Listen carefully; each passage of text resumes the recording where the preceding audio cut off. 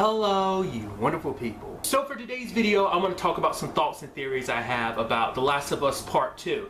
If you're curious about my experience, sadly, I was never able to play the game. Still up to this point, I've never played the game. I know the story simply because I've, watched someone else play it, but it's just because I never had a PS3 or a PS4, so I've never had an opportunity to play it, regrettably. Now, recently I was thinking about an aspect that for whatever reason, I kind of forgot about, and it's the fact is, even though it's a main part of the game, is the whole aspect of Ellie being immune. Like, I get it, that's the main part of the game. I didn't forget that, but I forgot, like, there's certain points in the game you kind of, like, utilize that. Like, there's only like 2 or 3 areas in the game, if I remember correctly, where you go in spore infested areas and she doesn't need a gas mask or anything. So I'm wondering, will they play with that more? Because there's only, like, I think one area specifically where you ever have Ellie just being like, yo, I can breathe this stuff in, no problem.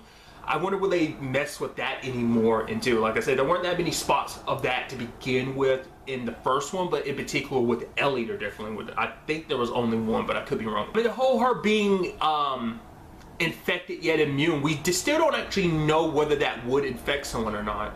She did bite David. I mean, we don't know what that time frame is like during that whole scene, so I don't know if, like, because of her immunity, would she, like, is the infection still in her body, it's just not turning her, or is it just like completely removed the moment it entered her body? That's something I'm not really 100% clear on. Maybe that's something that's been clarified in the past, I'm just not sure about myself. Another element to the game I'm curious about too is the whole aspect of, because, obviously she's not the only person who's built up an immunity. I don't remember if they ever explained or at least ever figured out why certain people are immune, but it's not like she's the only one. There were people before her, which is kind of Joel's, well, I mean, it's part of obviously Joel's motivation to save her, because it's like, well, the fact of the matter is they've tried this before time and time again and it didn't work out. So who's to say Ellie would have been the difference, but who's to say she wouldn't have been the difference, So that's always kind of the struggle with the ending of the first one. But I'm curious, will she come across other people who are immune as well in part 2?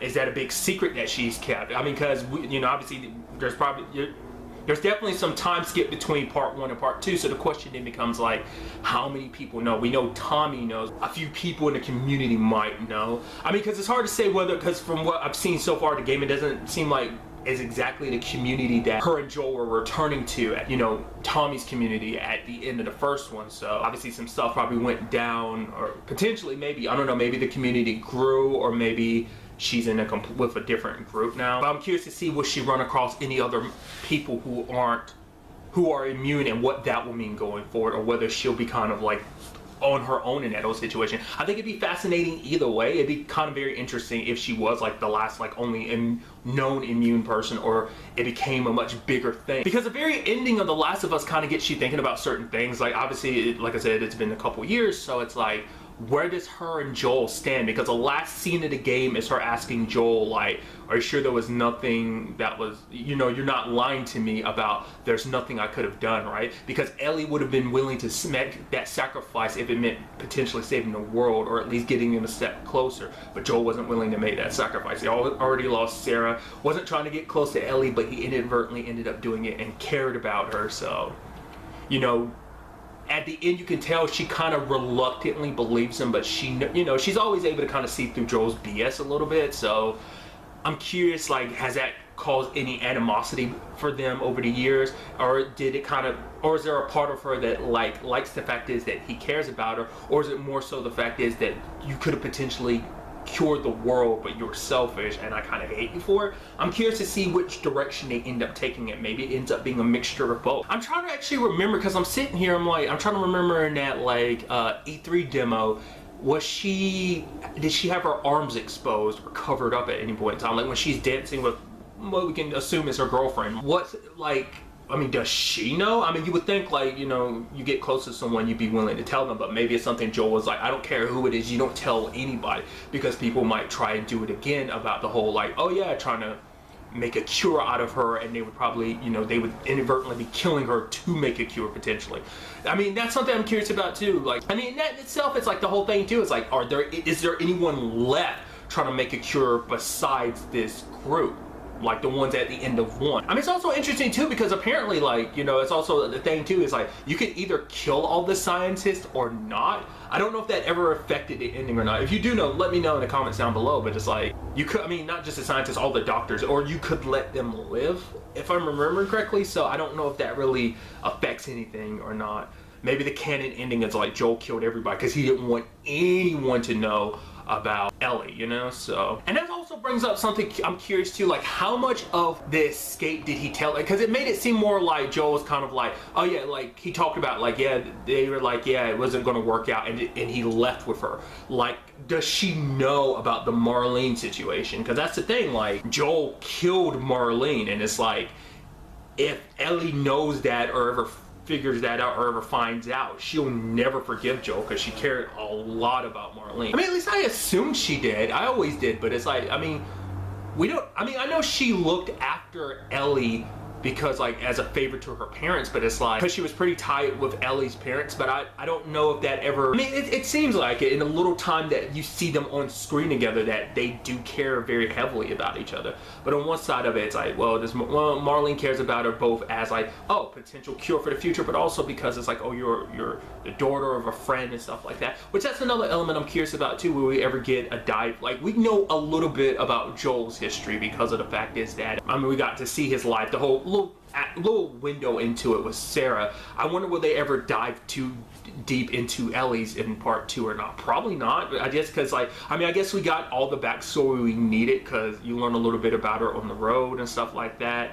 You even get some little, I mean, it elaborates on something that was already talked about in game, the whole her and Riley situation in was it Those Left Behind, the DLC. I'm also curious to see what kind of like the party system is going to be like in this, because obviously like the game you were mainly taking on Ellie, which I think is a very interesting perspective, because it's like Joel had grown up, well, he had aged in this like world and become very jaded. This is the world Ellie has always known, so it's interesting to kind of get that perspective through her eyes. You got it a little bit in 1, but I feel like it was more so from an outside perspective. You had Joel's perspective of Ellie's perspective, and it's going to be interesting to actually get Ellie's first-hand perspective of like the world and what it's done to her. Because her journey kind of made her kind of see things in a different light, kind of see people for who they were. Plus all the people she's lost, you know, obviously in the first game, you know, the whole David situation probably opened her eyes to like people in general, and just that's a traumatic situation all on its own. And I'm kind of leaning towards the thought that, you know, like Joel's gonna die. They might do an interesting thing, like,